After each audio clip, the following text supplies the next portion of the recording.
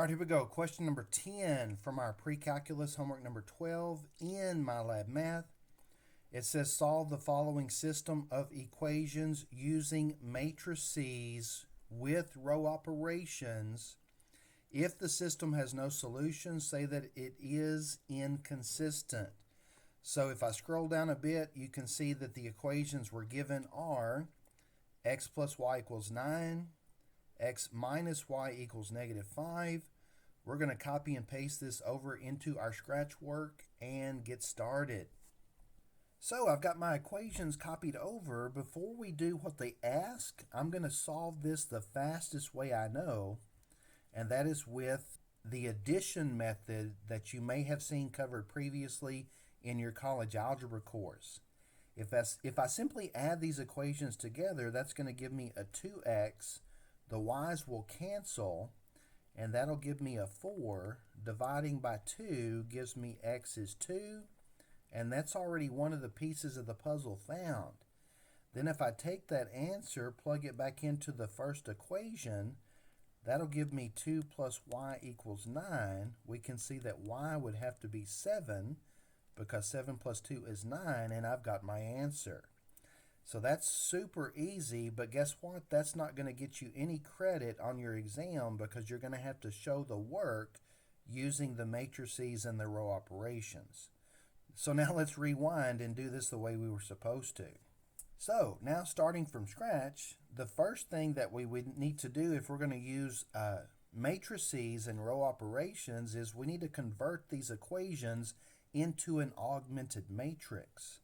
And this set of equations is already set up and ready to be converted. The variables are all lined up. The constants are on the other side. Now copying over the coefficients. We're going to have 1, 1, and 9. And for the second row, we're going to have 1, -1, -5. Now using row operations would indicate that we're trying to get to row echelon form. And that means that I need 1s on the diagonal, and everybody below that diagonal, which is the 1 here, would need to be 0. So using row operations, we can see that we already have our first objective achieved, which is a 1 in the upper left corner. The next objective is to get the number below that to be 0. And the way we're going to do that is we're going to multiply row 1 by -1, add whatever we get to the corresponding element in row 2, and that will produce a new row 2. Okay? So let's see how this row operation achieves the objective of getting a 0 here. First of all, notice that row 2 is going to change. So the first thing I want to do is copy and paste row 1. It is not going to change. And then we need to execute the row operation. So -1 times 1 would give us -1. We then need to add that to the corresponding element in row 2. -1 plus 1 would give us a 0. And so that shows us that our objective is achieved. But then we need to apply this row operation to everybody in row 1. So then we're going to do it again for the next element. -1 times 1 is -1. Added to the corresponding element in row 2 would give us -2. And then if we apply that one more time to the next element in row 1, we would have -1 times 9, which is -9, added to the corresponding element in row 2, giving us -14.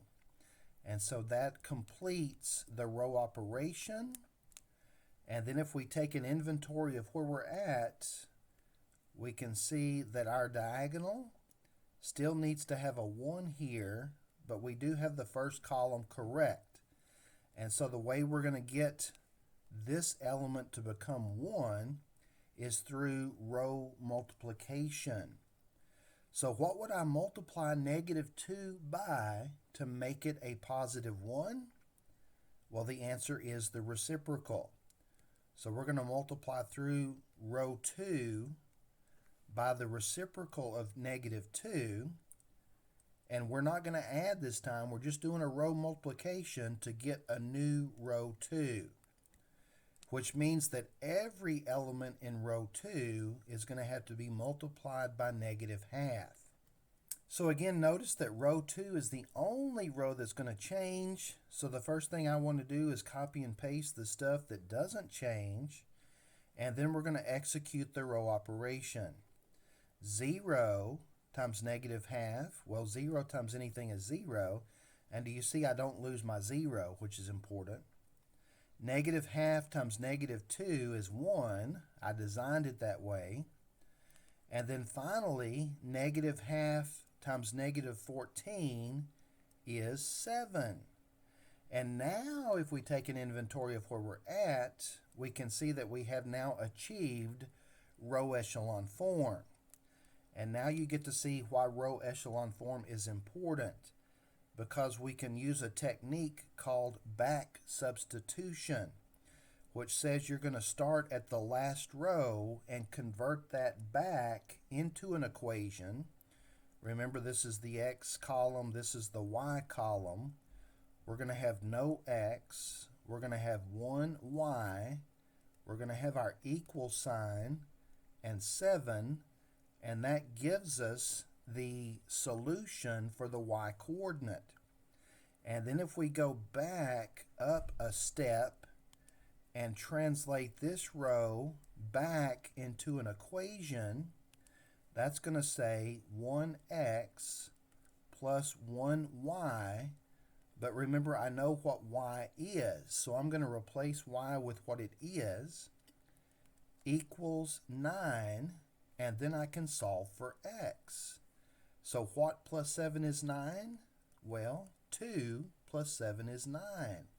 And notice that I have the same solution as I did when I did the addition method earlier in the video. So now we need to go back to our MyLab Math and see if we're right. So back at our MyLab Math, it says select the correct choice below. There was a solution, so we're going to click A because there was a solution, and that solution was 2, 7. So inputting that as our ordered pair, and checking, and we're good. So that's going to do it for this particular problem. If you have any questions or comments about anything covered in this video, please feel free to leave those in the comment section below, or you can text me. And thanks for watching.